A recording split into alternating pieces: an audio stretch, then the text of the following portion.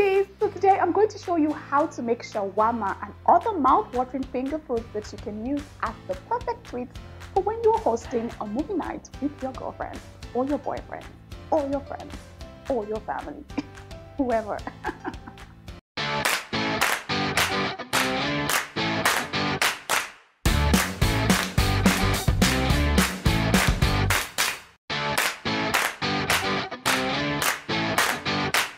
I recently acquired a brand new Bruhm TV set, and to launch it I invited some of my friends over for movie night. Now I'm going to tell you all about why I decided to purchase this TV set, but first of all let's head over to the kitchen and we're actually already in the kitchen. Okay, so first of all let's proceed to making some mouth-watering finger foods for our movie night celebration, because really there is no movie night without finger foods, and I'm very sure that my friends, I mean one of the main reasons why my friends are coming over is to eat, not even to watch a movie. But the movie we're watching is really quite interesting, and the TV set we're using is absolutely fantabulously awesome.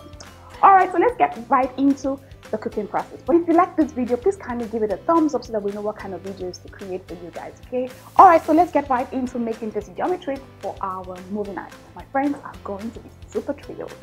There are usually 4 important components for making shawarma: the shawarma bread, the vegetables, the protein of choice, and very importantly, the sauce.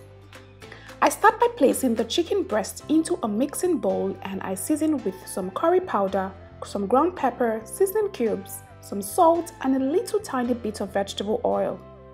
I give it a good mix, ensuring that the chicken pieces are fully coated with the spice mix.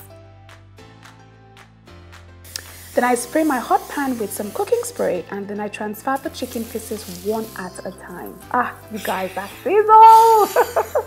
It gives me so much life all the time. I leave the chicken pieces to brown on one side for 2 to 3 minutes without moving it. Then I flip it over to the other side and allow it to brown for a further 3 minutes. Chicken breast doesn't usually take time to cook at all, and so this process is more than enough time to cook it through, okay? Afterwards, I take out the chicken pieces and allow to rest till they are completely cool. While it is cooling, I proceed to pan-sear the sausages as well. I cut the first chicken breast into bite-sized pieces, then I baste the second one with the ketchup before cutting it up as well. Now the ketchup is totally optional, but if you're extra like me, then by all means you can go ahead and add some ketchup, okay? So I mix them together, I chop them further, and I set aside. For the vegetables, I mix together some shredded cabbage and carrots, and then I add some mayonnaise and ketchup as well, and I toss together to combine, and I set them aside as well.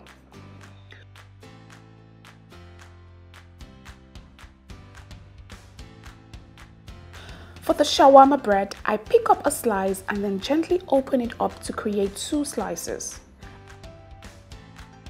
I lay a cut of foil paper on my plate and then place the shawarma bread slice on it. Next, I generously spread some mayonnaise and ketchup mixture on the first slice. You guys have to be so generous with this spread. Please be very generous, okay? The second slice goes underneath, as this is what will tightly secure the wrap. I heap a spoonful of the coleslaw on the bread slice, followed by some chicken pieces, the cooked sausage, another topping of slaw, and I proceed to fold the wrap.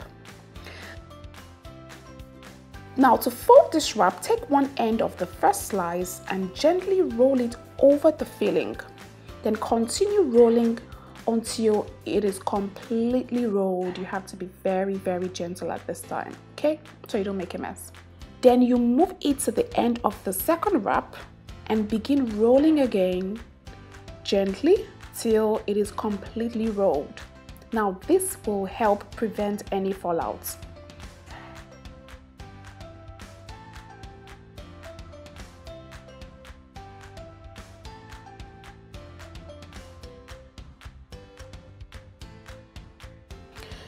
I take the rolling a step further by using the foil paper to secure the wrap and prevent any form of messiness. So you have to roll this a 3rd time. Just gently roll it together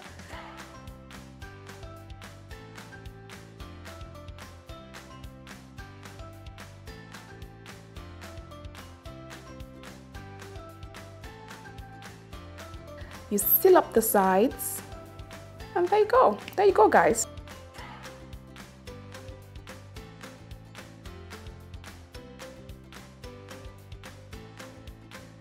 That's one shawarma down. I have 2 more to make.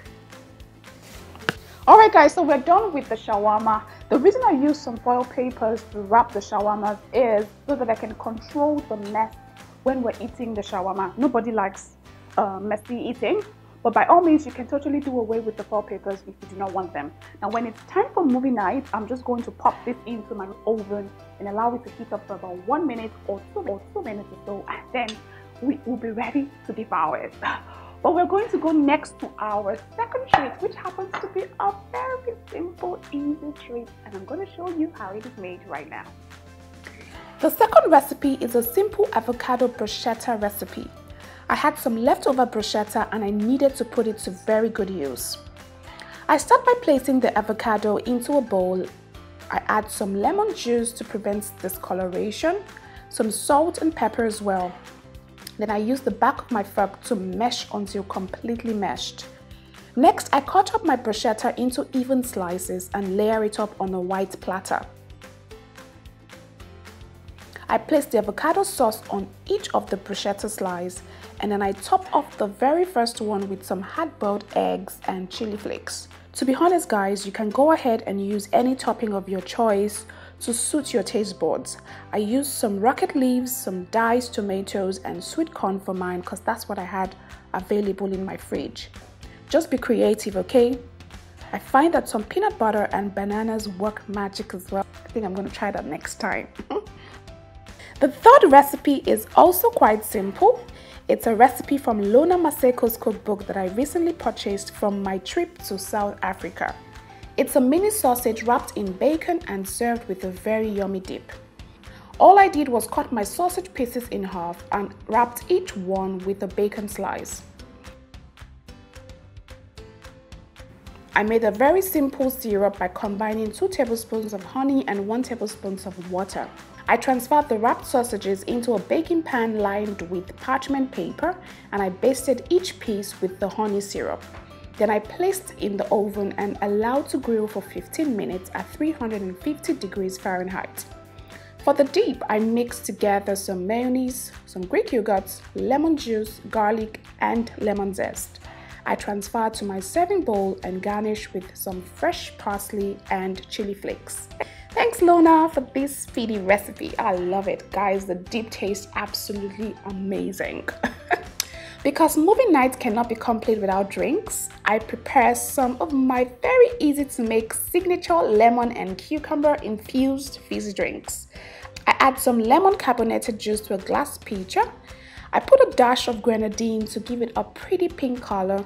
I throw in some fresh lemon and cucumber slices, and that's it. Simple, easy peasy. All that's left is place this in the fridge and allow to chill. Movie night is about to be super duper hit with all of this yummy food that I just created. My friends are going to bow down to me today. Joking. Oh my god. So guys, the food is all set, looking super duper beautiful and very, very colorful. My friends are going to be super duper impressed with me because I literally went all out for this particular one. Okay, it's time for me to go into the sitting room to ensure that everything is all set there. But before I go, let me take some time and talk to you all about my newly acquired Bruhm TV set and also where you can purchase yours from, just in case you're interested in it, which I highly recommend, by the way.